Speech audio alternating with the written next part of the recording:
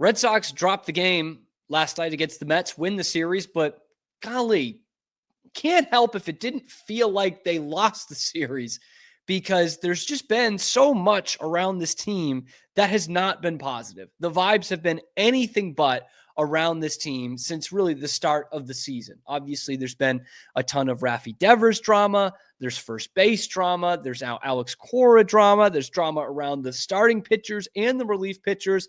And here you've got a team that's just sitting there at 500 and has not been able to get their head out of their own asses yet.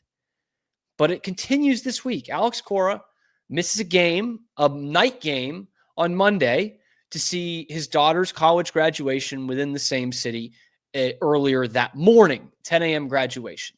And a lot of media members getting on him for missing that game. Personally, couldn't give less of a shit. There's 162 games. His daughter graduates college once. I don't care if it's 9 hours before. Could you make the argument he could have gone to the game? Absolutely. But do I really care? No. But what I do care about is when Liam Hendricks, one of their relievers, is bitching after the Tuesday game saying, I don't know why they're not coming to me. I don't know what I need to do. I've been pitching well. I don't know what I need to do to get into a high leverage situation. And I thought they should have gone to him a couple of times in the last week or so that they didn't.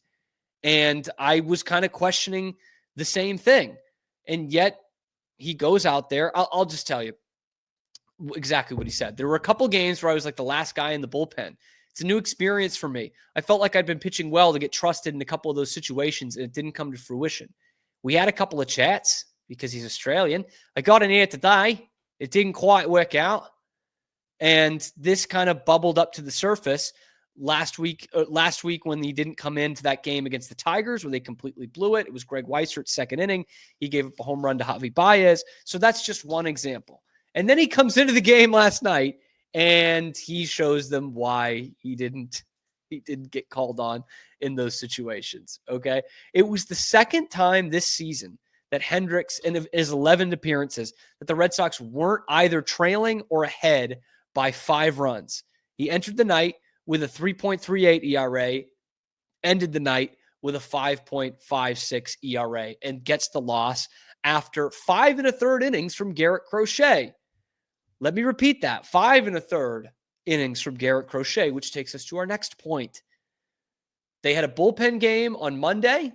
They essentially had a bullpen game on Tuesday because Walker Buehler got ejected in the 3rd inning.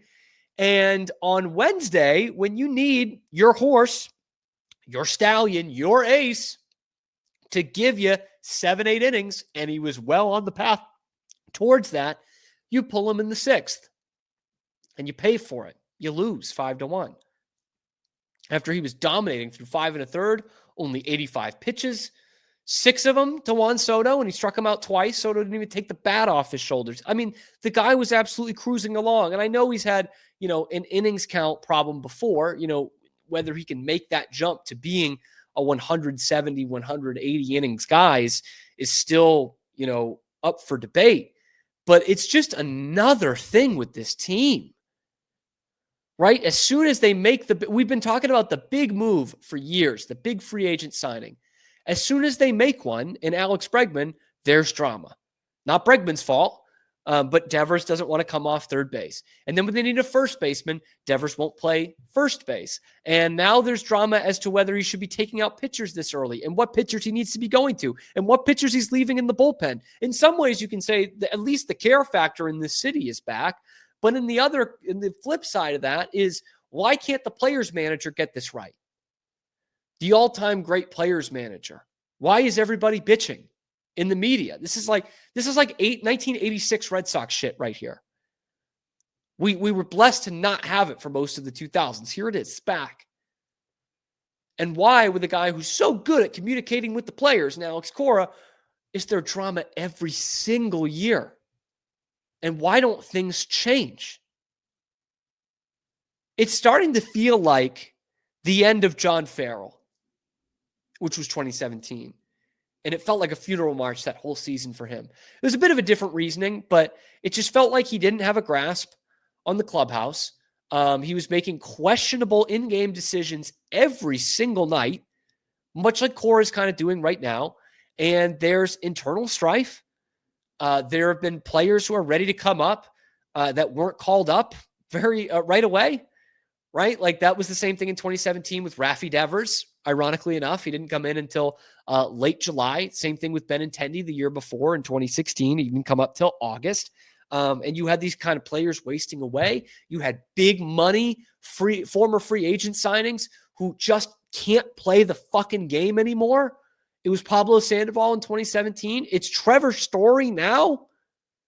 The guy's had one extra base hit in a month. And last night, he's got a routine ground ball to short. He's got a guy absolutely fucking dead to rights at third base. And he throws to first. And he can't even play his position anymore, former Gold Glover. He can't hit for shit. And Marcelo Meyer, who is not perfect, contrary to what some Red Sox fans might have you think, his OPS is below 700, and he's still not hitting against lefties. And he hasn't played 100 games in a pro baseball season. It's not perfect, but he's just sitting there, wasting away in Worcester. Let's have the guy get some major league at-bats. Maybe he figures out how to hit lefties in the major leagues. Huh? We did that with Devers. Same thing. Hadn't played a lot of games. Wasn't hitting lefties very well at all in the minors. He hits lefties pretty well in the majors. Hits everyone pretty well in the majors. If Marcelo Meyer is that good, then let's go. Why are we continuing to watch Trevor Story? But realistically, Roman Anthony needs to be the guy to come up. So you've got two guys who really need to be on the Boston roster who are still out in Worcester. So it's the bullpen, it's the starting pitching, it's the corner infield, it's your star players, it's your role players, it's your fucking minor league players.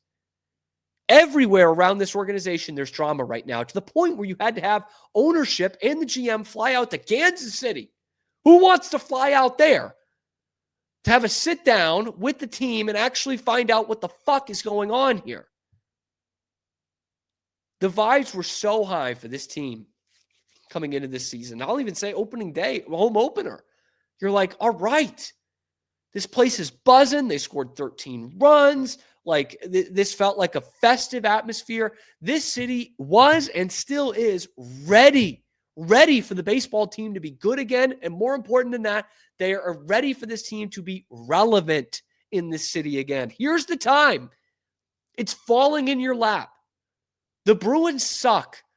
The Celtics are out and they're heading towards at least a retool, if not a rebuild here, with Jason Tatum out for an entire season next year. So not like we're going to be hyping up the Celtics season next year. And the Patriots, while there's some more hype, have won 8 games in the last 2 seasons. Even if they're good, they're not Super Bowl championship good. This team is ready for the baseball team. The city is ready for the baseball team to be relevant and to be good and to be playing meaningful games in September, to have a meaningful trade deadline in July. They're ready for this, and they're just pissing it away with every passing day, game, week. They're just mid as holy hell. And it probably has a lot to do with all this drama that's coming out of their locker room, their clubhouse, and it's not even Memorial Day. We're barely a quarter of the way through the season. Every day, it's something. Every single day. It's never positive. It's never positive. But anyway, let me know what you guys think in the comment section below. Is there just too much drama around this Red Sox team? And why isn't Alex Cora handling this? Why isn't he taking care of this? We got to start asking questions there for the players manager. Let me know in the comment section below. Be sure to like the video, subscribe to the channel. We are well on our way towards 4,000 subscribers. We need your help getting there. Check out the other videos on YouTube. We are live every weekday, high noon Eastern time, and available wherever you get your podcasts as well. Special thanks to guest Pete Souza, to Zach Burke, who keeps us on the air every day. I'm your host, Cam Stuart. We will see you tomorrow on a Friday edition of The Cam Show.